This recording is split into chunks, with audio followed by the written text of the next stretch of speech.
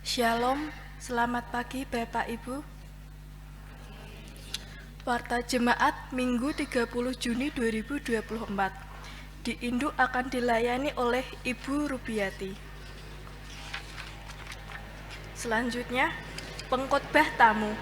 Ibadah Minggu 7 Juli 2024 di GKJ Saleh Putih akan dilayani oleh Saudari Anki Yula Putri Maina Capen dari GKJ Karangalet Salatiga. Mohon perhatian segenap jemaat. Jadwal perjamuan kudus ketiga.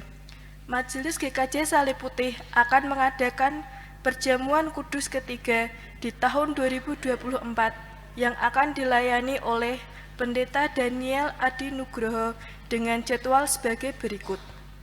Minggu 7 Juli 2024 di Pepantan Warak pada pukul 7 pagi. Minggu 7 Juli 2024 di wilayah Kalibeji pukul 9 pagi.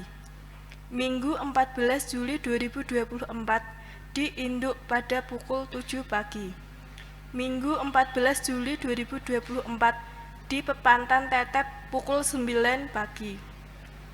Minggu 28 Juli 2024 di Pepantan Pandanan pukul 7 pagi. Minggu 28 Juli 2024 di Unit Pantiwerda pukul 9 pagi. Mohon perhatian segenap jemaat. Perubahan jam ibadah.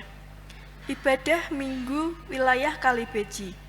Majelis melalui bidang peribadatan merubah jam ibadah di wilayah Kalibeji dari pukul 7 menjadi pukul 9.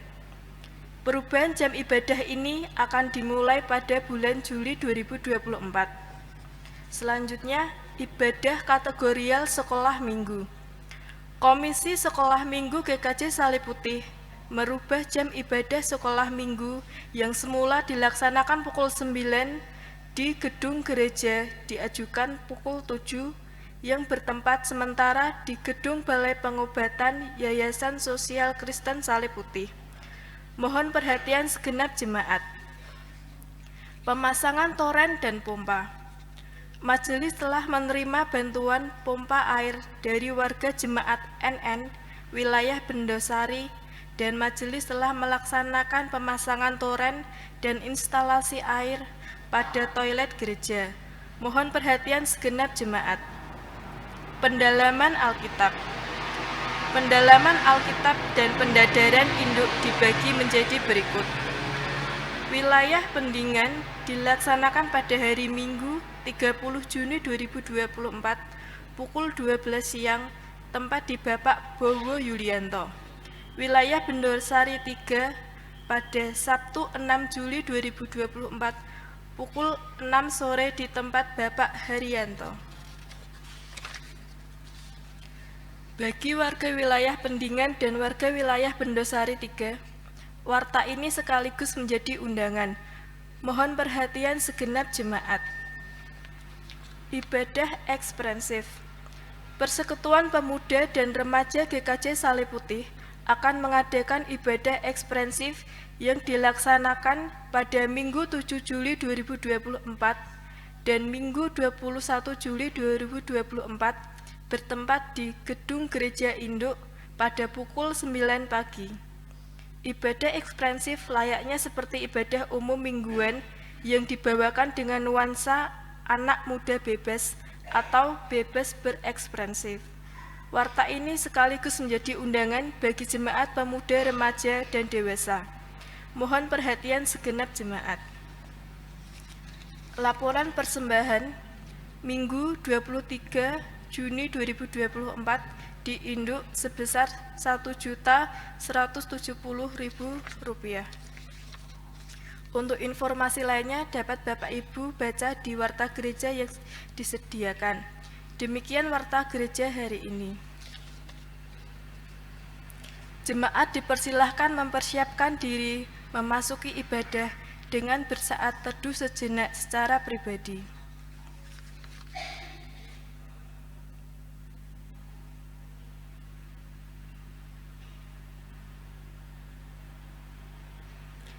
Saat teduh selesai. Jemaat kami undang untuk bangkit berdiri.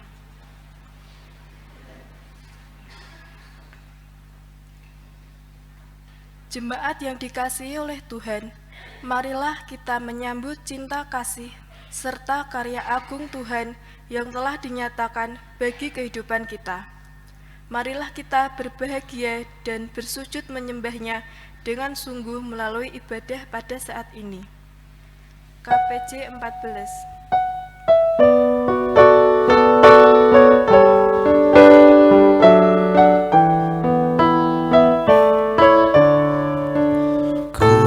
Samyo tetunggilan ngabekti mring pangeran wit sinungan kacekapan wabagas kasarasan kula tansah nunggung Gusti nganaje asih yakti letingayomi siro sestu tentrem rajo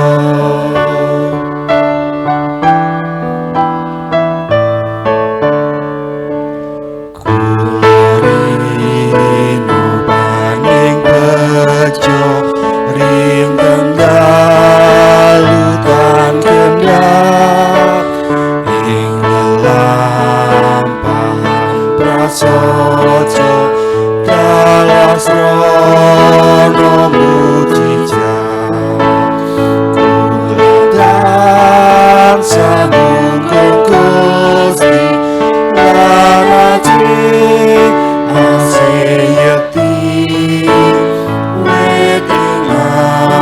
ayomi siro sestu tentrem rajo.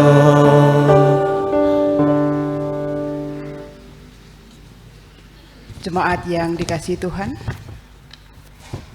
ibadah ini berlangsung dalam nama Tuhan yang menciptakan bumi dan segala isinya. Kasih karunia dan damai sejahtera menyertai kita sekalian.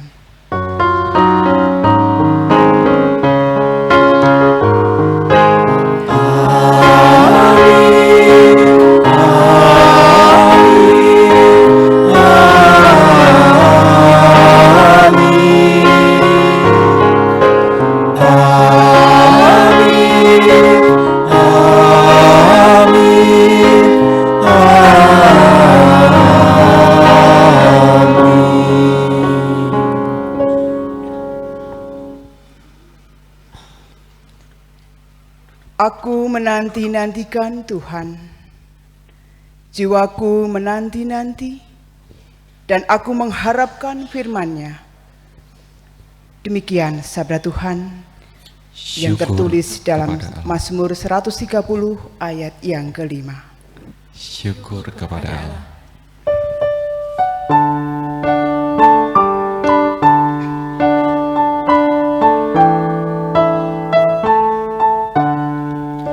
Yang Maha Kasih yaitu Allah, Allah pengasih pun bagiku. Aku selamatlah oleh kasih-Nya kepadaku. Allah mengutus Yesus Tuhanku, Allah mengutus Sang Penebus. Aku selamatlah oleh kasih-Nya kepadaku.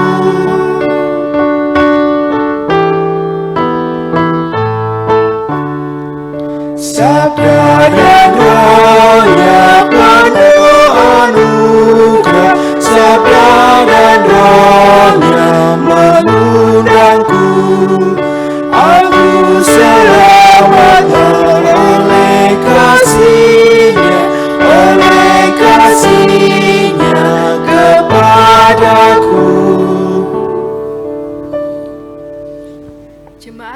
kasih Tuhan, Tuhan menghendaki supaya hidup kita selalu menyatakan kebenarannya. Namun, apakah itu sudah benar-benar dapat dilakukan di hidup kita?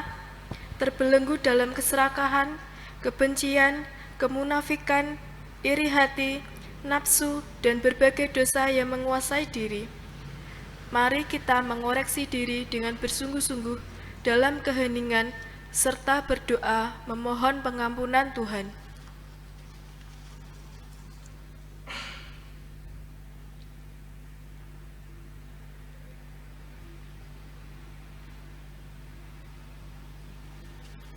Terima kasih Tuhan atas rahmat pengampunan, pembebasan, dan pemulihan daripada-Mu. Tolonglah kami dengan Roh-Mu yang kudus, agar kami dapat kembali hidup dalam kebenaran-Mu dan erat hubungan kami dengan Tuhan. Di dalam nama Tuhan Yesus kami berdoa. Amin.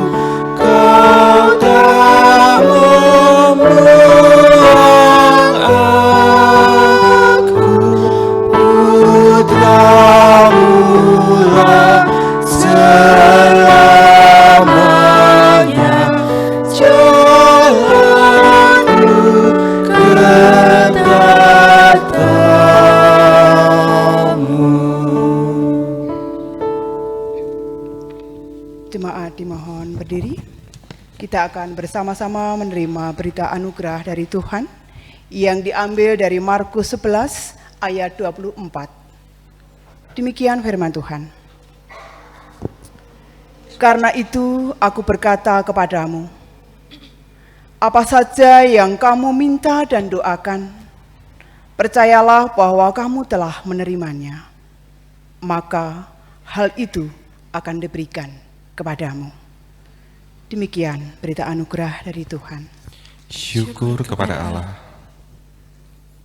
Hiduplah menurut jalan Tuhan, dan bertekunlah dengan imanmu, dan ucapkanlah syukur.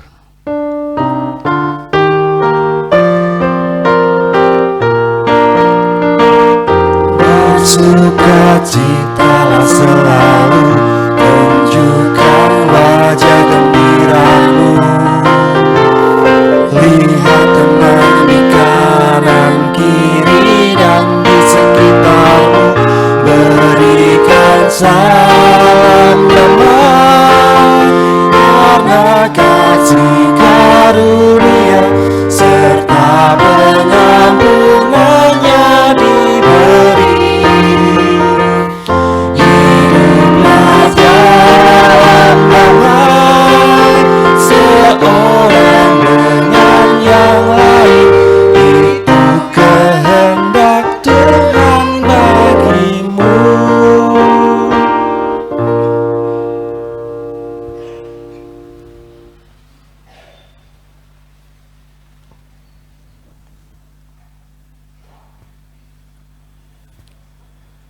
Damai Allah besertamu. Dan besertamu juga.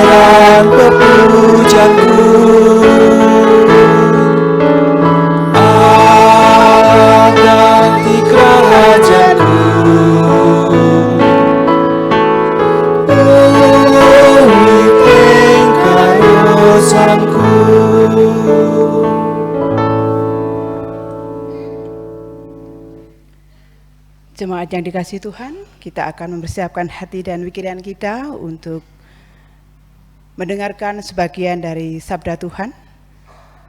Kita akan berdoa dan doa Bapak Ibu saya hantarkan. Mari kita berdoa. Mengucap syukur Tuhan untuk hari baru yang Tuhan anugerahkan untuk kami semua. Engkau yang sudah memelihara hidup dan kehidupan kami di sepekan ini Tuhan. Dengan segala karya dan aktivitas yang kami jalani. Kami mengucap syukur kalau hari ini Tuhan masih bersama-sama dengan kehidupan kami. Bahkan Engkau memberkati kami untuk kami boleh beribadah di pagi hari ini. Kami menyiapkan Tuhan hati dan pikiran kami. Mari Tuhan, Engkau yang boleh hadir di hati kami, sehingga apa yang boleh kami renungkan di pagi hari ini, kiranya boleh kami mengerti, bahkan boleh kami lakukan di dalam kehidupan kami. Hamba-Mu Tuhan yang penuh dengan dosa dan keterbatasan, kiranya Tuhan yang boleh mengurapi dengan Roh Kudus-Mu, Engkau menguasai pikiran, hati, dan mulut hamba-Mu, sehingga apa yang boleh keluar dari mulut hamba-Mu hanya kehendak Tuhan. Berfirmanlah Tuhan, kami siap mendengarkan. Di dalam nama Tuhan kami Yesus Kristus, kami berdoa. Amin. Bapak Ibu jemaat yang dikasihi Tuhan, untuk firman Tuhan pada pagi hari ini diambil dari Markus 5 ayat 21 sampai yang ke-43. Cukup panjang Bapak Ibu untuk firman Tuhan pada pagi hari ini, dan saya akan membacakan untuk kita semua. Markus 5 ayat 21 sampai yang ke-43. Demikian firman Tuhan. Yesus membangkitkan anak Yairus dan menyembuhkan seorang perempuan yang sakit pendarahan. Sesudah Yesus menyeberang lagi dengan perahu, orang banyak berbondong-bondong datang lalu mengerumuni dia. Sedang ia berada di tepi danau, datanglah seorang kepala rumah ibadat yang bernama Yairus. Ketika ia melihat Yesus, tersungkurlah ia di depan kakinya dan memohon dengan sangat kepadanya, "Anakku perempuan sedang sakit, hampir mati. Datanglah kiranya dan letakkanlah tanganmu atasnya, supaya ia selamat dan tetap hidup." Lalu pergilah Yesus dengan orang itu. Sementara orang banyak berbondong-bondong mengikut dia dan berdesak-desakan di dekatnya. Adalah di situ seorang perempuan yang sudah 12 tahun lamanya menderita pendarahan. Ia telah berulang-ulang diobati oleh berbagai tabib, sehingga telah dihabiskannya semua yang ada padanya, namun sama sekali tidak ada faedahnya. Malah sebaliknya, keadaannya makin memburuk. Dia sudah mendengar berita-berita tentang Yesus, maka di tengah-tengah orang banyak itu, ia mendekati Yesus dari belakang dan menjamah jubahnya. Sebab katanya, "Asal ku jamah saja jubahnya, aku akan sembuh." Seketika itu juga berhentilah pendarahannya dan ia merasa bahwa badannya sudah sembuh dari penyakitnya. Pada ketika itu juga Yesus mengetahui bahwa ada tenaga yang keluar dari dirinya. Lalu ia berpaling di tengah orang banyak dan bertanya, "Siapakah yang menjamah jubahku?"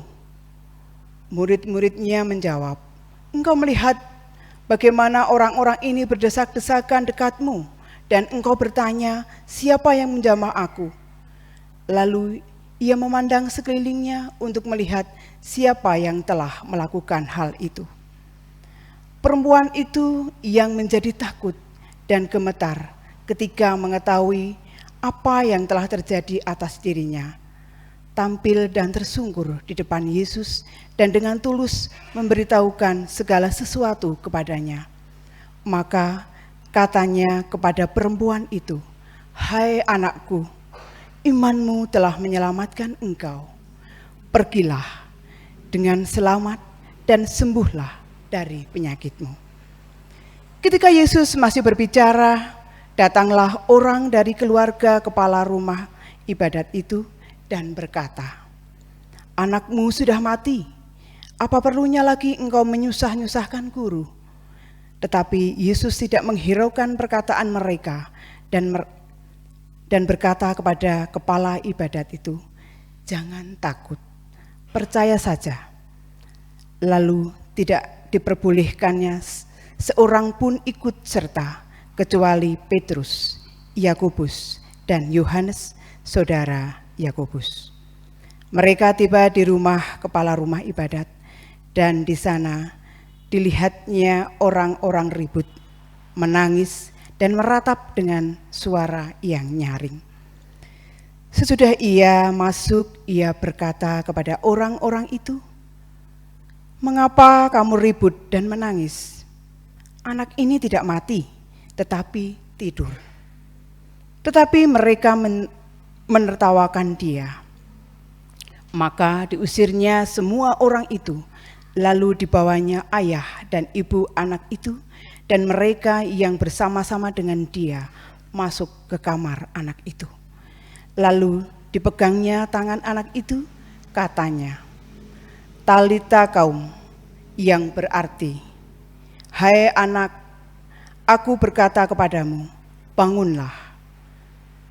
Seketika itu juga anak itu bangkit, berdiri dan berjalan, sebab umurnya sudah 12 tahun. Semua orang yang hadir sangat takjub. Dengan sangat ia berpesan kepada mereka, supaya jangan seorang pun mengetahui hal itu. Lalu ia menyuruh mereka memberi anak itu makan. Demikian sabda Tuhan. Terpujilah kita yang mendengarkan firman Tuhan dan melakukan di dalam kehidupan sehari-hari. Haleluya.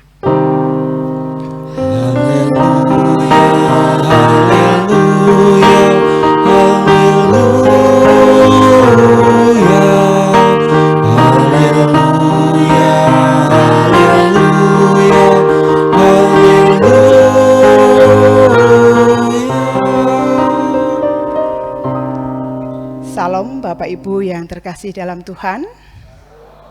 Ada sukacita, ada beban pagi hari ini. Damai sejahtera ya. Oke. Bapak Ibu yang dikasihi oleh Tuhan Yesus Kristus, kita berharap pagi hari ini kita semua damai, tidak ada beban dalam kehidupan kita. Seperti yang nanti kita akan dengarkan bersama di dalam firman Tuhan yang sudah kita baca tadi. Bapak Ibu jemaat yang dikasihi Tuhan, dalam kehidupan kita sering diperhadapkan dengan banyak hal Bapak Ibu. Tidak hanya sebagai pilihan-pilihan apa yang harus kita tentukan dalam kehidupan kita, namun yang lebih sering kita hadapi, kita sering diperhadapkan dalam begitu banyak permasalahan hidup. Apalagi di era sekarang, siapa sih yang tidak punya masalah dalam kehidupan pribadi ataupun rumah tangga, perekonomian. Ya. Dan tentunya masalah yang kita hadapi itu ada yang dengan mudah kita selesaikan, tetapi tidak jarang masalah yang juga sulit untuk bisa kita selesaikan. Sehingga hal itu sering membuat kita berputus asa. Sering kita meninggalkan Tuhan. Sering kita lupa akan Tuhan. Dan bahkan banyak orang-orang Kristen juga mengambil jalan pintas di dalam menyelesaikan masalah itu. Banyak orang-orang yang bunuh diri karena tidak sanggup menghadapi permasalahan hidup. Nah, jemaat yang dikasihi Tuhan, cerita tentang karya Tuhan Yesus kembali kita dengarkan melalui penulis Injil Markus ini. Seperti yang sudah kita dengarkan bersama di minggu lalu, bagaimana karya Tuhan Yesus menghentikan angin ribut. Dan hari ini kita membaca begitu panjang ayat dari Markus 5. Bagaimana karya Tuhan dinyatakan di dalam dua perempuan, yaitu anak Yairus dan perempuan yang sudah lama mengalami sakit pendarahan. Nah, jika kita simak di dalam bacaan tadi Bapak Ibu dan jemaat yang dikasihi Tuhan, ada dua orang atau dua tokoh pribadi di mana keduanya ada perbedaan dan persamaan yang kita temukan. Yang pertama kita jumpai tadi Yairus. Bapak Ibu jemaat sudah mengetahui siapa Yairus. Dia dikenal sebagai kepala ibadat, orang yang punya jabatan dan penting pada masa itu. Sementara yang satu adalah perempuan yang menderita sakit pendarahan selama 12 tahun.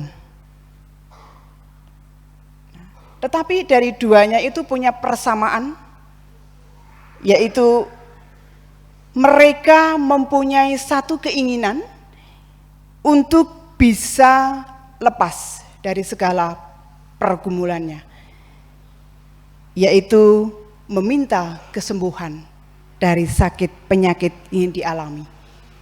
Yairus meminta kesembuhan untuk anaknya yang sudah hampir mati, dan perempuan yang sudah mengalami pendarahan selama 12 tahun.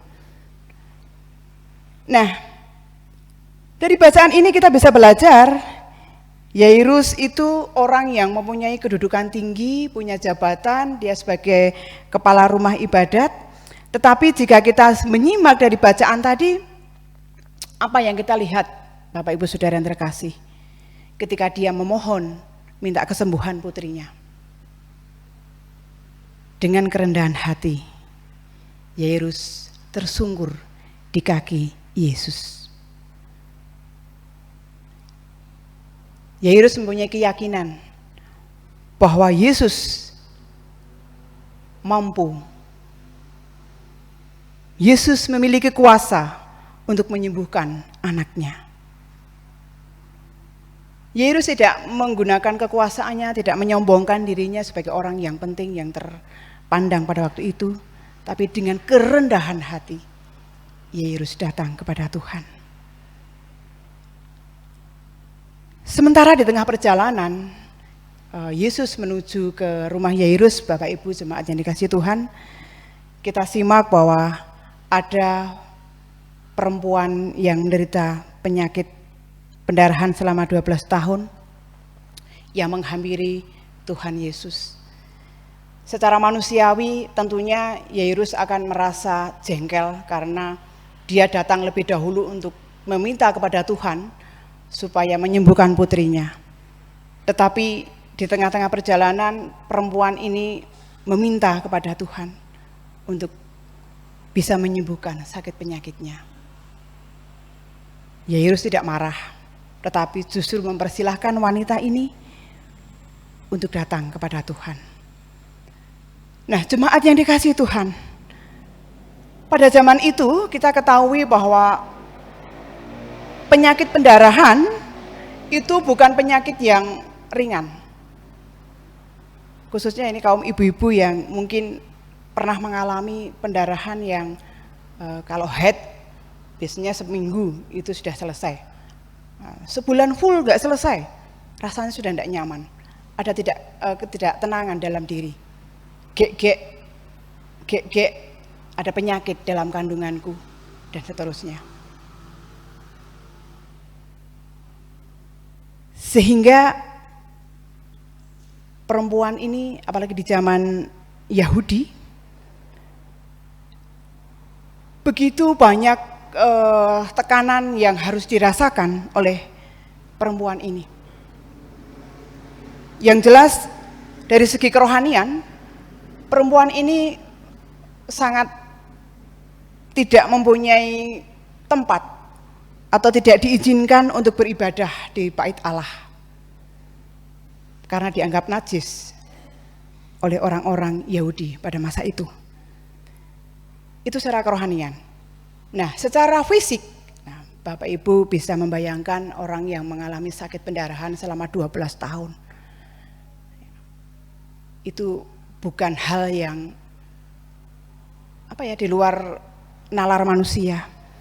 Secara fisik jelas akan mengalami kepucatan di dalam wajah atau kulit tubuh perempuan ini dan juga lemas, pucat, itu yang dia alami.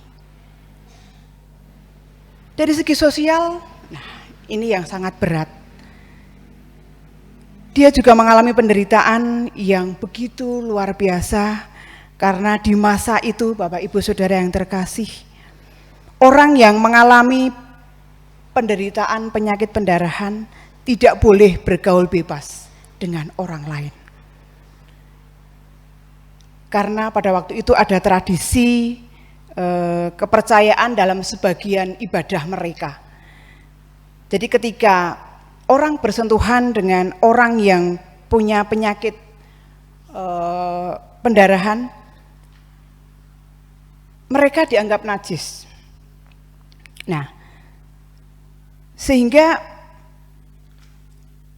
orang-orang itu tidak diperkenankan bergaul dengan orang-orang yang mengalami sakit penyakit, apalagi sakit pendarahan seperti yang perempuan ini derita selama 12 tahun. Dan masih ada lagi beban perekonomian. Dalam bacaan tadi disimak bahwa dijelaskan mereka, keluarga sudah begitu banyak mengeluarkan biaya untuk datang ke tabib-tabib, tetapi kesembuhan belum juga diterima, justru penyakitnya semakin parah. Nah, ini yang dirasakan oleh perempuan tadi. Jadi begitu banyak beban dari kerohanian, dari fisik, dari hubungan sosial, ekonomi. dia rasakan. Dan yang perlu kita ketahui, Bapak Ibu Saudara yang terkasih dalam Tuhan, di tengah persoalan yang dia alami, wanita ini masih belajar, berusaha untuk mendengar suara yang dia terima dari sekeliling mereka, bahwa ada seorang yang bernama Yesus yang telah banyak melakukan mujizat, memberikan kesembuhan, memberikan kelegaan, mampu mengusir roh jahat, dan banyak hal yang sudah dilakukan Tuhan Yesus. Itu didengarkan oleh perempuan ini. Dan seperti yang kita ketahui tadi, di tengah-tengah persoalannya, di tengah-tengah pergumulan yang begitu berat, kita melihat bagaimana wanita itu mencoba untuk tetap percaya kepada Allah. Dengan keyakinan yang cukup luar biasa, dengan hanya menyentuh jubahnya, dan itu hanya ujung jubahnya kalau kita simak, dia akan mendapatkan kesembuhan. Ini keyakinan yang dilakukan oleh perempuan ini. Dan seperti yang kita ketahui tadi, di tengah-tengah kerumunan banyak orang, wanita ini menghampiri Yesus. Dia dari belakang menghampiri Yesus. Dia fokus untuk bisa sampai kepada Yesus dengan tujuan bisa menyentuh ujung jubah Yesus.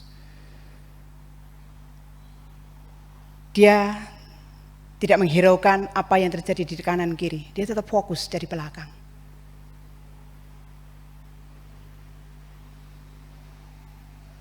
Dan itu mampu wanita ini lakukan. Seperti yang dikatakan tadi, ketika Yesus dijamah jubahnya, dipegang oleh perempuan ini, Yesus pun merasakan ada satu hubungan, aliran seperti ada komunikasi yang terjadi. Sehingga ada satu pertanyaan yang dilontarkan oleh Tuhan Yesus, siapakah yang memegang jubahku ini? Itu menandakan bahwa ketika kita datang dengan kesungguhan hati, maka Tuhan juga akan mendengarkan. Dan dengan rasa takut, dengan tulus, perempuan itu menjawab, "Akulah Tuhan yang menjamah jubahmu." Dia dengan keterbukaan, dengan jujur, menceritakan apa yang dialami selama 12 tahun kepada Yesus. Dengan penuh keyakinan, karena dia akan mendapatkan kesembuhan. Nah, jemaat yang dikasihi Tuhan, dari dua mujizat yang kita lihat di dalam bacaan ini, yang cukup panjang dari ayat 21 sampai 43. Sebenarnya apa yang mau dikatakan di sini? Hanya satu hal, Bapak Ibu. Iman. Tentang iman. Orang baru bisa melihat, bertemu dengan sosok Tuhan hanya melalui iman. Kita tahu pada zaman itu begitu banyak murid Tuhan Yesus yang hidup bersama-sama dengan dia. Berpelayanan bersama-sama dengan Tuhan Yesus. Ada di tepi pantai danau, ada dalam perahu, dan banyak lagi peristiwa-peristiwa yang bersamaan yang dilakukan oleh Tuhan Yesus dan murid-muridnya. Tetapi apakah semua murid Tuhan Yesus menerima mukjizat itu? Seperti yang terjadi di bacaan ini. Tidak. Mereka tidak menerima mukjizat seperti yang dialami oleh perempuan yang 12 tahun mengalami pendarahan dan anak Yairus yang sudah hampir mati.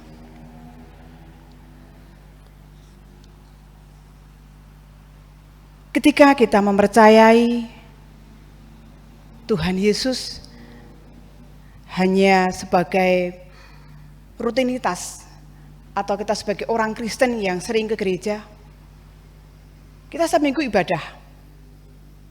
Apakah kita yang berkumpul di saat ini duduk mendengarkan firman Tuhan pada pagi hari ini, kita juga mengimani bahwa Allah itu Allah yang besar, Allah itu Allah yang berkuasa, Allah itu yang mampu melakukan segala sesuatu di luar pikiran manusia.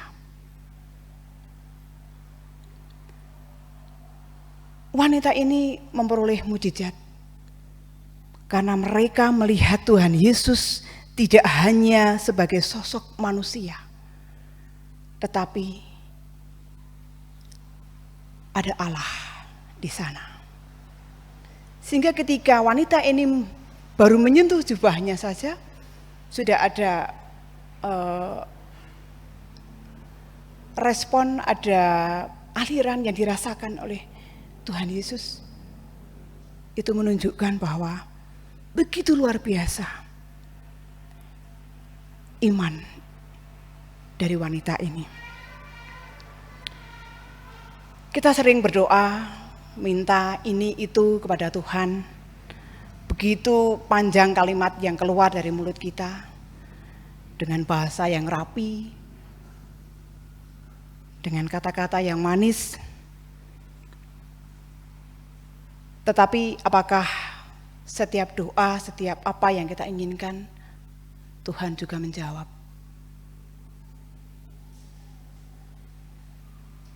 Sekali lagi, imanlah yang menuntun seseorang bertemu dengan Tuhan. Dan Tuhan akan bertindak karena iman itu. Itu yang perlu kita renungkan. Jadi setiap orang nanti bisa mengalami mukjizat seperti yang Tuhan lakukan kepada dua perempuan ini. Nah, pertanyaan yang perlu kita ketahui bersama, jemaat yang dikasihi Tuhan, orang yang beriman itu yang seperti apa? Banyak sebenarnya ciri-ciri orang yang beriman kalau kita bisa mungkin di Google itu bisa menemukan. Tetapi dari bacaan kita ini tadi, yang dimaksudkan orang yang beriman di sini kaitannya dengan mukjizat yang dilakukan Tuhan di bacaan ini tadi yang seperti apa?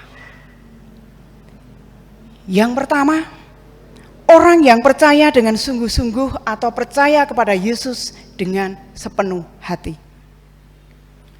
Seperti wanita yang mendatangi Yesus dari belakang dengan penuh kepercayaan, dengan penuh keyakinan, dia menghampiri Tuhan Yesus hanya untuk menyentuh jubahnya, hanya menyentuh jubahnya. Itu kalau enggak ada keyakinan tidak akan terjadi, karena sudah berobat selama 12 tahun tidak menemukan kesembuhan. Itu yang pertama. Yang kedua, selalu datang memohon kepada Tuhan. Selalu datang memohon kepada Tuhan. Jika kita lihat Yairus sebagai kepala rumah ibadat yang notabene sebagai orang penting, ternyata beliau juga punya masalah dalam kehidupannya. Diperhadapkan dengan anaknya yang dikasihinya harus mengalami sakit penyakit dan bahkan hampir mati. Tetapi dengan sungguh-sungguh Dengan kerendahan hati, Yairus datang kepada Tuhan, membawa anaknya untuk minta kesembuhan kepada Tuhan.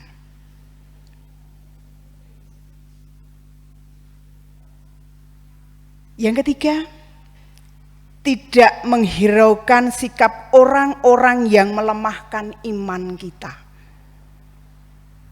Tidak menghiraukan sikap orang-orang yang melemahkan iman kita. Bapak Ibu jemaat yang dikasihi Tuhan, pernahkah kita diremehkan oleh saudara-saudara kita, oleh tetangga kita, oleh teman-teman kita, oleh lingkungan di sekeliling tempat tinggal kita ketika kita mengalami keterpurukan? Atau kita ditimpa masalah, kita dicibir, kita seperti yang kita lihat dalam kehidupan ini. Ketika kita dalam keadaan yang tidak baik-baik saja, kita sering diremehkan, kita sering diejek. Dan ketika kita ada di dalam hal seperti itu, apa yang terjadi Bapak Ibu Saudara? Kita putus asa. Kita merasa malu. Dan ini terjadi, kita menjauhkan diri dari persekutuan. Kita menjauhkan diri dari Tuhan.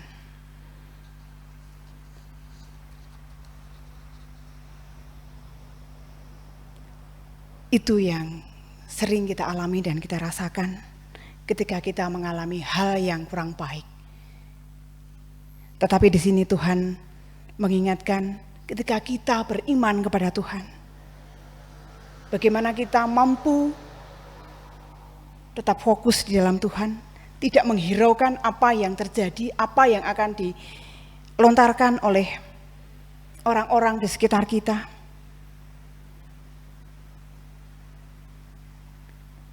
Iman selalu bertentangan dengan pikiran manusia secara manusiawi.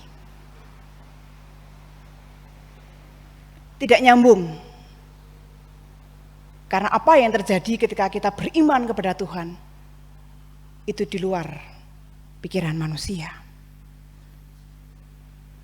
Dan justru mereka sering mentertawakan ketika kita menerima bercerita tentang apa yang kita alami. Hal yang keempat, ada kerendahan hati.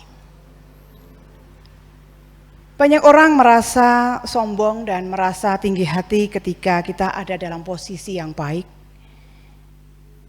Sehingga kita lupa bahwa apa yang kita punya itu semuanya adalah dari Allah. Yairus sebagai orang yang penting, sebagai orang terkemuka, sebagai kepala rumah ibadat pada waktu itu, dia tidak menggunakan kekuatannya, jabatannya, profesinya untuk menyombongkan diri. Tetapi di dalam ayat tadi dikatakan dengan kerendahan hati dia tersungkur di kaki Yesus untuk meminta pertolongan kepada Yesus untuk bisa menyembuhkan anaknya.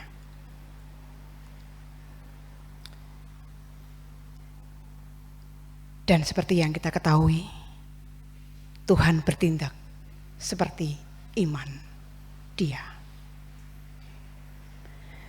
Banyak orang mencari Tuhan hanya sebagai tokoh yang bisa memuaskan diri. Tidak mengimani,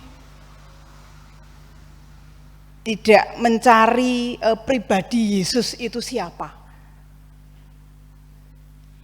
Sehingga sering permohonan yang kita minta kepada Tuhan itu juga tidak terjawab. Kita sering datang kepada Tuhan hanya sebagai rutinitas, sebagai seperti hal yang sudah biasa berdoa bla bla bla bla bla bla bla. Adakah iman ketika kita berdoa kepada Tuhan? Jemaat yang dikasihi Tuhan, Jika kita cermati dalam bacaan ini sebenarnya ada sesuatu yang kontras, yaitu di dalam ayat yang ke-39 dan sampai yang ke-40 tadi, orang-orang yang menertawakan sabda Tuhan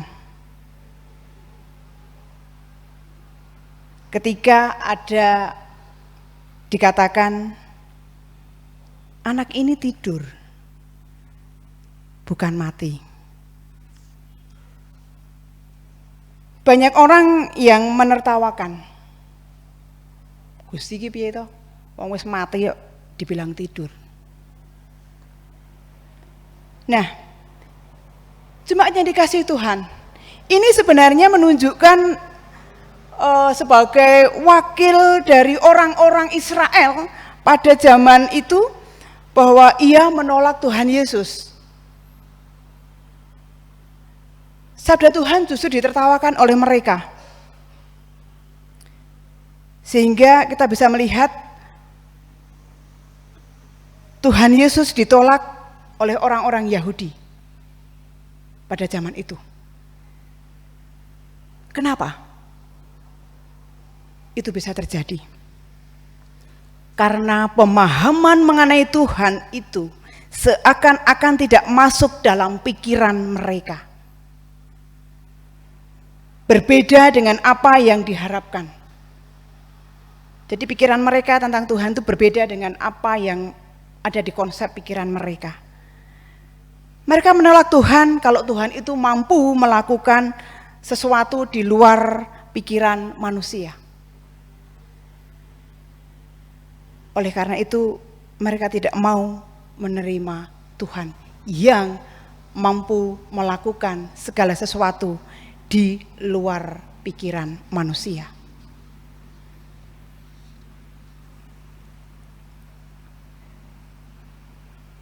Jadi menurut mereka Tuhan itu harus seperti konsep pikiran mereka. Dan ini membuat mereka tidak mampu melihat Allah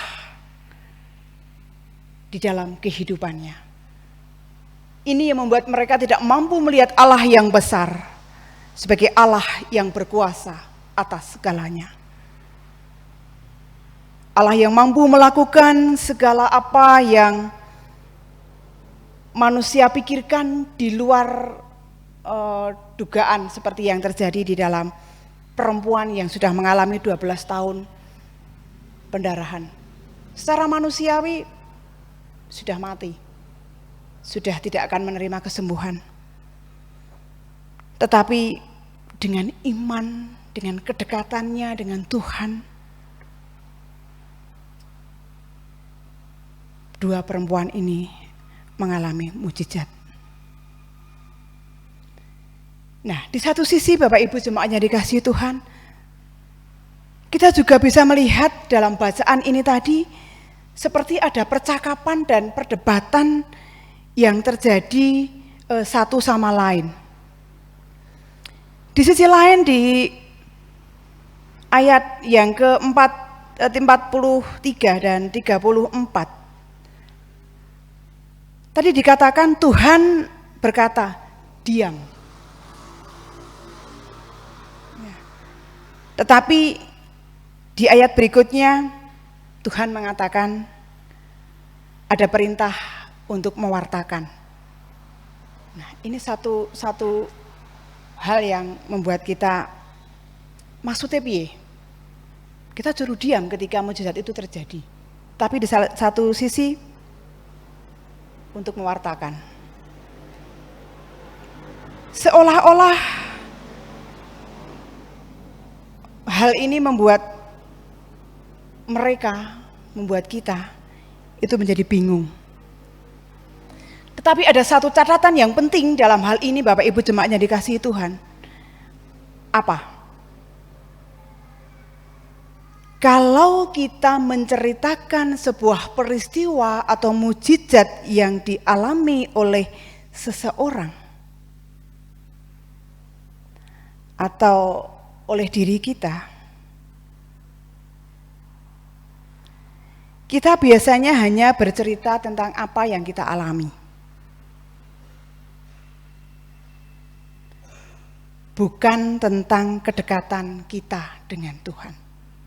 Kita hanya bercerita, doa aku terjawab, aku mengalami bla bla bla bla, penyakitku sembuh, pergumulanku terselesaikan.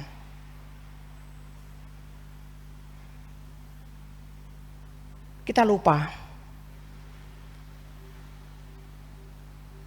bahwa di sana sebenarnya kuncinya adalah kedekatan dengan Tuhan. Maka sengaja dalam bacaan Injil ini, kalau ditanya siapakah anak Yairus itu? Dan siapakah perempuan yang mengalami pendarahan selama 12 tahun? Tidak ada yang tahu siapa namanya. Artinya, orang tersebut tidak untuk ditonjolkan, tetapi yang ditonjolkan adalah kasih Tuhan yang sudah menuntun dan ada di dalam kehidupan mereka. Bukan orangnya yang ditonjolkan, tetapi kasih Tuhan, kedekatan Tuhan. Itu yang harus ditonjolkan. Maka jika kita bisa melihat mujizat atau cerita yang diwartakan oleh banyak orang, sering orang itu tidak menjadi terberkati tentang apa yang kita alami. Karena banyak orang yang menceritakan hanya apa yang kita alami, padahal yang seharusnya yang kita wartakan adalah kasih Tuhan, kedekatan Tuhan. Bagaimana kasih Tuhan, bagaimana Tuhan bisa melakukan itu di dalam kehidupan kita. Bagaimana kedekatan Tuhan yang harus kita sampaikan kepada orang-orang di sekitar kita. Kenapa hal itu yang penting untuk kita lakukan? Supaya orang yang mendengarkan, orang yang berjumpa dengan kita itu juga bisa merasakan kasih Tuhan. Sehingga orang yang mengalami pergumulan, yang berkeluh kesah kepada kita, mereka juga punya keyakinan. Ketika kita dekat dengan Allah, kita mengimani segala sesuatu yang kita minta kepada Allah, maka Allah akan memberikan pertolongan.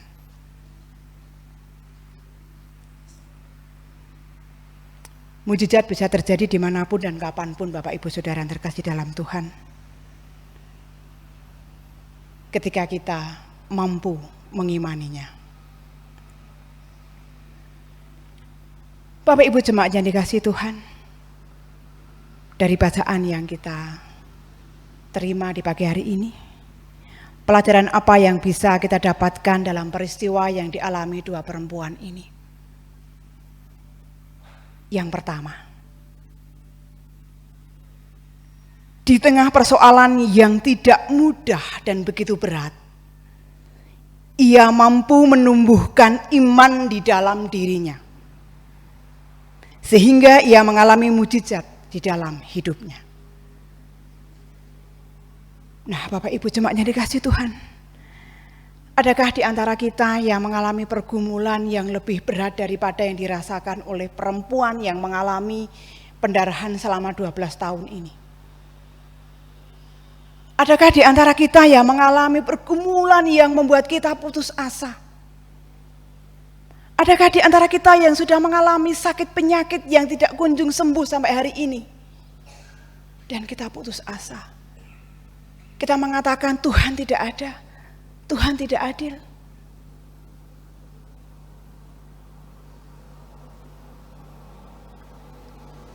Bagi seorang ibu-ibu mungkin bisa merasakan pendarahan 12 tahun.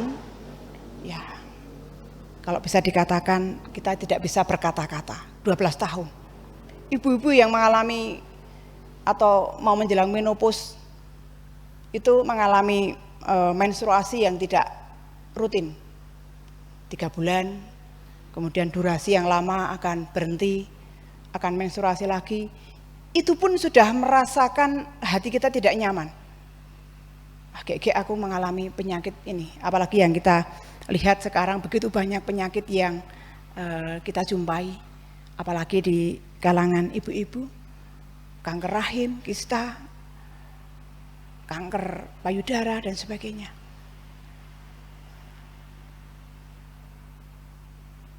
Mari melalui perempuan ini kita belajar bagaimana kita tetap menumbuhkan iman kita kepada Tuhan di hari-hari kita. Di tengah-tengah persoalan yang kita hadapi, di dalam segala pergumulan kita, seperti perempuan lakukan ini. Perempuan ini belajar mendengar, merespon, dan melakukan firman Tuhan seperti yang tertulis di dalam ayat yang ke-27 tadi. Pelajaran yang kedua yang bisa kita ambil, fokus hati kepada Tuhan. Fokus hati kepada Tuhan. Fokus pikiran kepada Tuhan. Seperti wanita yang lakukan tadi. Di tengah-tengah kerumunan banyak orang yang ada di sekeliling wanita ini. Dengan fokus dia dari belakang, bagaimana tetap mengimani, fokus untuk bisa datang sampai pada Tuhan Yesus dan bisa menjamah, memegang jubah Tuhan Yesus. Dari belakang, wanita ini datang. Artinya apa? Dia fokus dengan kerendahan hatinya. Dia menghampiri Tuhan. Dia abaikan apa yang ada di sekelilingnya. Hanya iman dia kepada Tuhan. Karena dia yakin bahwa ketika dia bisa menjamah jubah Tuhan Yesus, maka dia akan mendapatkan kesembuhan. Fokus kepada Yesus, itu yang membuat sumber kesembuhan wanita ini. Nah, Bapak Ibu, jemaat yang dikasihi Tuhan, kenapa kita seringkali tidak bisa menumbuhkan iman kita di saat kita menghadapi pergumulan kehidupan? Kenapa kita sering gagal di dalam kita percaya kepada Tuhan, di dalam kita menghadapi hari-hari kita? Karena kita hanya fokus kepada persoalan yang ada dalam kehidupan kita. Kita tidak fokus kepada Tuhan, tapi kita fokus kepada apa yang terjadi di dalam hidup kita, masalah kita. Dan itu yang membuat kita tidak mendapatkan apa yang kita harapkan dari Tuhan. Hal yang ketiga, berani jujur kepada Tuhan dengan segala keberadaan kita. Seperti yang perempuan ini lakukan. Ketika Tuhan bertanya, siapakah yang menjamah, yang memegang jubahku? Dengan kerendahan hati, dengan kejujuran, dengan keterbukaan, wanita ini bercerita kepada Tuhan, saya Tuhan. Dia menceritakan apa yang dialami selama 12 tahun kepada Tuhan. Dan dia minta Tuhan untuk bisa menyembuhkan. Bapak Ibu jemaat yang dikasihi Tuhan, persoalan, pergumulan yang sering kita lakukan dalam kehidupan kita, yang kita terima, Tuhan mau kita memiliki iman di dalam diri kita. Dan kita bersedia hidup diterangi oleh kebenaran firman Tuhan. Kita tetap fokus dan rendah hati kepada Tuhan.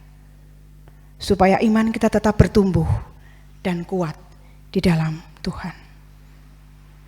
Sehingga di dalam menghadapi goncangan apapun, iman kita tidak tergoyahkan. Permasalahan ekonomi, sakit penyakit yang kita alami. Itulah cara Tuhan mengasihi kita. Dan dengan caranya Tuhan akan menolong kita. Dengan satu syarat, kita tetap dekat kepada Tuhan dan mengimani bahwa Tuhan mampu melakukan semuanya apa yang menjadi kerinduan kita. Pastikan ketika kita sedang menghadapi persoalan, pergumulan hidup, kita tetap punya iman. Dan iman itu tetap bertumbuh di dalam Tuhan. Seperti permenungan di minggu yang lalu, jika engkau mempunyai iman sekecil biji sawi, maka akan mampu memindahkan gunung. Artinya bahwa segala perkara akan terselesaikan dengan baik ketika kita mempunyai iman.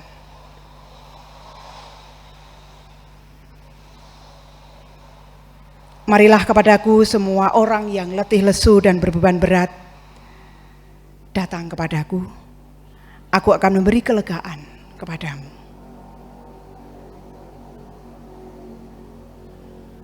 Amin.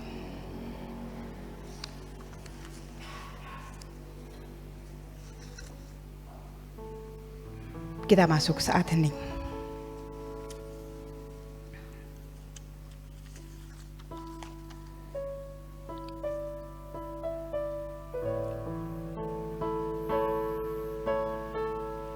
Tuhan, di tengah-tengah kehidupan yang Tuhan anugerahkan untuk kami semua, dan kami tahu Tuhan, ketika kami mengikut Engkau, kami akan menghadapi begitu banyak pencobaan dan permasalahan dalam hidup kami. Tetapi kami yakin ketika kami mempunyai iman kepada Engkau,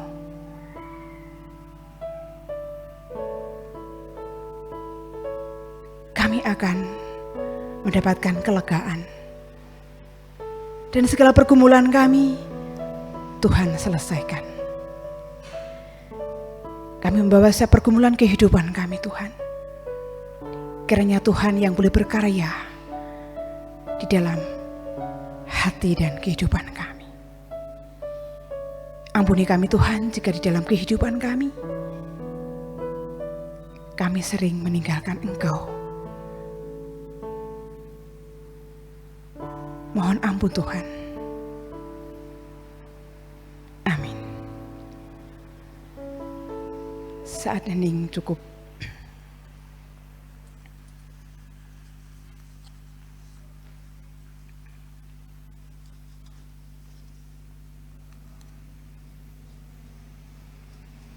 Jemaat Tuhan, kami undang untuk bangkit berdiri.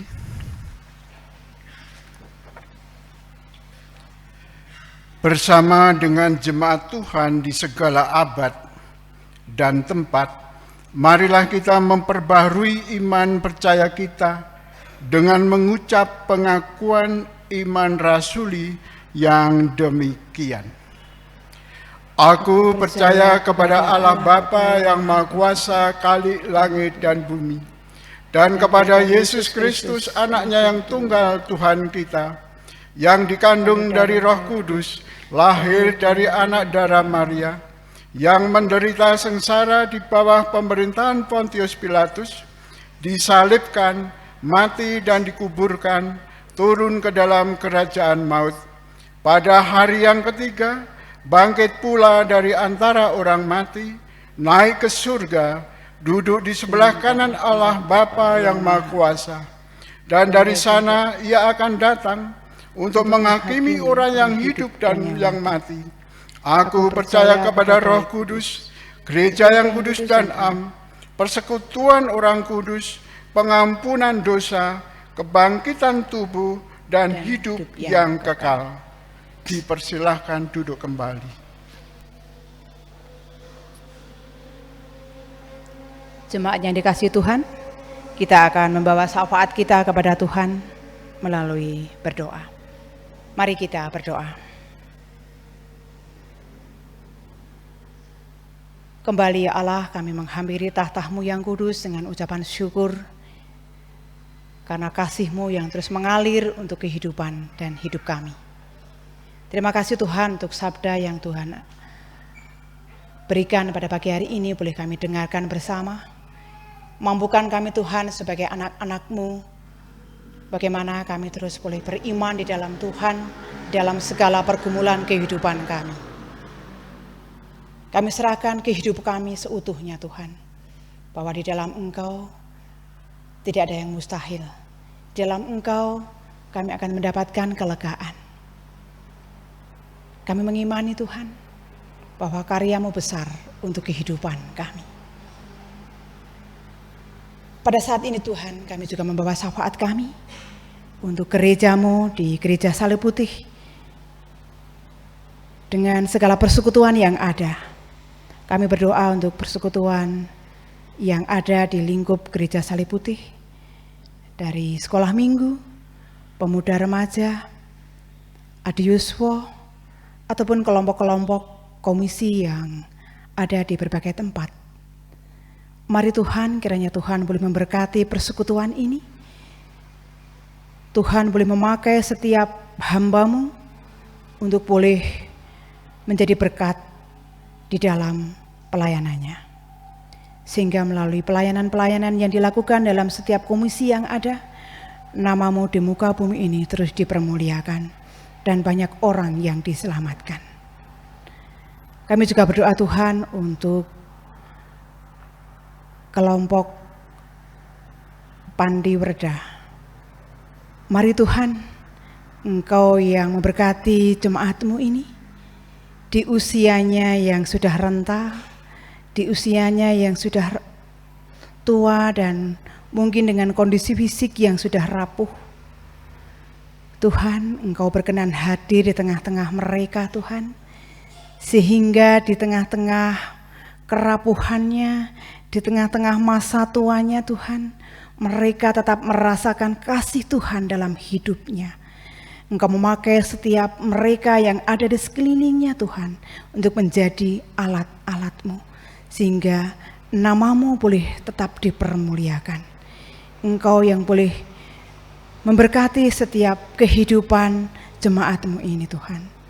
Kami menyerahkan Tuhan untuk jemaat-Mu di Pandi Werda hanya di dalam genggaman kasih Tuhan. Kami juga berdoa Tuhan untuk pelayan-pelayan Tuhan, majelis gereja yang sudah terpilih. Mari Tuhan, Engkau yang memanggil setiap kami, Engkau sendiri yang boleh melengkapi setiap kami dengan roh kemampuan, dengan roh takut akan Tuhan, sehingga kami boleh melakukan tugas mulia ini. Kami boleh melakukan pelayanan ini dengan baik dan takut akan Tuhan. Pakai kami Tuhan, dan kami mohon ampun Tuhan, jika selama ini kami masih belum mampu melakukan apa yang menjadi tanggung jawab kami dengan baik. Mari Tuhan, Engkau yang boleh terus menuntun kami, sehingga apa yang boleh kami kerjakan, semuanya boleh seturut dengan kehendak Tuhan. Kami juga berdoa Tuhan untuk anak-anak-Mu yang saat ini mencari pekerjaan. Kami tahu Tuhan, dunia begitu sulit, persaingan yang begitu berat. Mari Tuhan, Engkau tumbuhkan iman untuk setiap anak-anak-Mu di dalam menanti-nantikan pekerjaan yang dia rindukan. Tuhan, kami yakin bahwa Engkau sudah menyediakan tempat pekerjaan untuk setiap anak-anak-Mu yang luar biasa, yang seturut dengan kehendak Tuhan. Kami juga berdoa Tuhan untuk anak-anak-Mu yang saat ini mungkin menantikan pasangan hidup.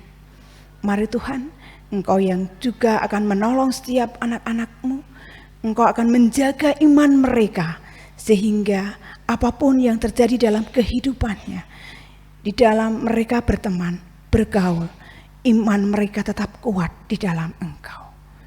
Kami juga berdoa Tuhan, jika ada jemaat-Mu yang mengalami kelemahan tubuh sampai saat ini, di dalam nama Tuhan Yesus Kristus, seperti Engkau yang sudah menyembuhkan perempuan-perempuan ini, Kami yakin dengan iman mereka Engkau juga akan menjamah, sehingga di dalam sakit penyakitnya anak-anak-Mu ini juga merasakan kasih Tuhan, jamahan Tuhan, dan pemeliharaan Tuhan. Engkau akan memakai setiap keluarga yang ambil bagian di dalam perawatan. Engkau akan memakai tim medis yang mungkin Tuhan pakai untuk mengobati setiap anak-anak-Mu yang mengalami sakit penyakit. Mari Tuhan, Engkau yang mengurapi sehingga ini menjadi alat-Mu untuk setiap mereka boleh menerima kesembuhan. Kami juga berdoa Tuhan untuk program kegiatan Pesparawi di bulan Oktober nanti.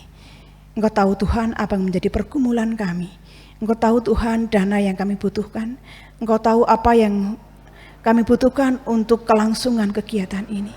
Kami hanya menyerahkan semuanya Tuhan di dalam pertolongan Tuhan.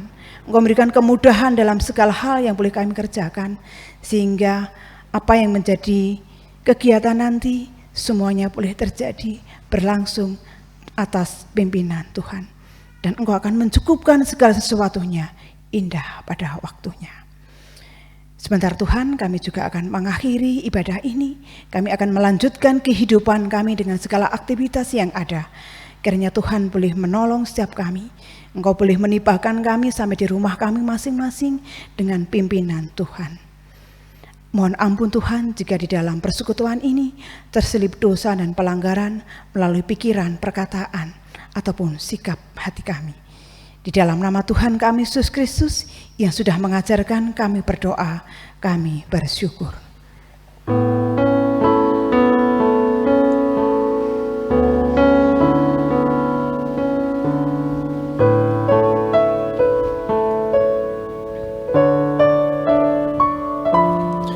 Bapa kami yang ada di surga, dikuduskanlah nama-Mu, datanglah kerajaan-Mu, jadilah kehendak-Mu di bumi seperti di surga. Berilah kami makan hari ini makanan kami yang secukupnya, dan ampuni kesalahan kami seperti kami ampuni yang lain, dan jauhkan kami dari pencobaan, lepaskanlah kami dari yang jahat, sebab Engkau yang punya kerajaan, serta kuasa dan kemuliaan sampai selama-lamanya.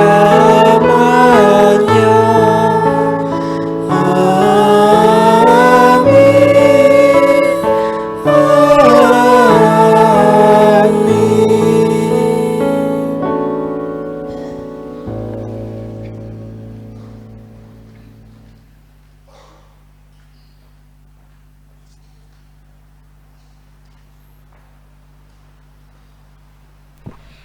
Jemaat yang terkasih, kita diberikan kesempatan untuk mengaturkan persembahan dengan mengingat bahwa berkat Tuhan yang berkelimpahan dalam hidup.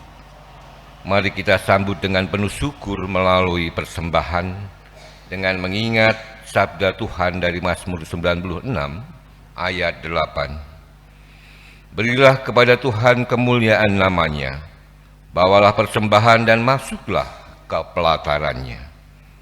Kita akan mengumpulkan persembahan dengan diiringi pujian di tansah podo bungahau.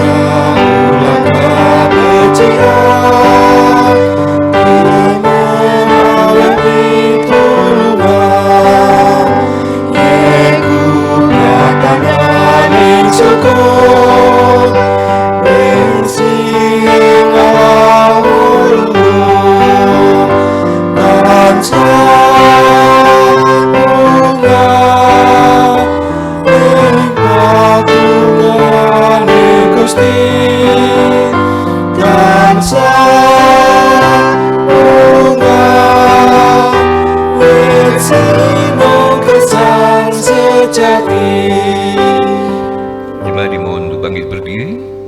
Kita akan mengaturkan persembahan di dalam doa. Mengucap syukur atas segala berkat dan pertolongan Tuhan dalam hidup kami. Terkhusus pada saat ini ya Bapa, dengan ungkapan syukur melalui persembahan kami ini, marilah Bapa Engkau terima dan Engkau sucikan. Tuhan berkati sehingga persembahan ini boleh menjadikan kemuliaan nama Tuhan di dalam kami melakukan pelayanan. Begitu pula saudara-saudara kami yang mengelola persembahan ini ya Bapa, kiranya kebijakan, kekuatan dan kesehatan senantiasa Bapa berikan kepada saudara kami ini, sehingga boleh mengelola persembahan ini dengan penuh rasa tanggung jawab dan hanyalah untuk kemuliaan nama Tuhan. Terima kasih Bapa, sebentar lagi kami akan undur dari tempat ibadah ini, pulang ke rumah kami masing-masing. Kami mohon tuntunan dan pimpinan Tuhan di dalam setiap perjalanan kami. Engkau jauhkan kami dari mara bahaya, Engkau antar kami sampai ke rumah kami masing-masing dengan penuh sukacita dan keselamatan. Terima kasih Bapa, di dalam nama Tuhan kami Yesus, kami boleh mengucap syukur dan berdoa. Amin.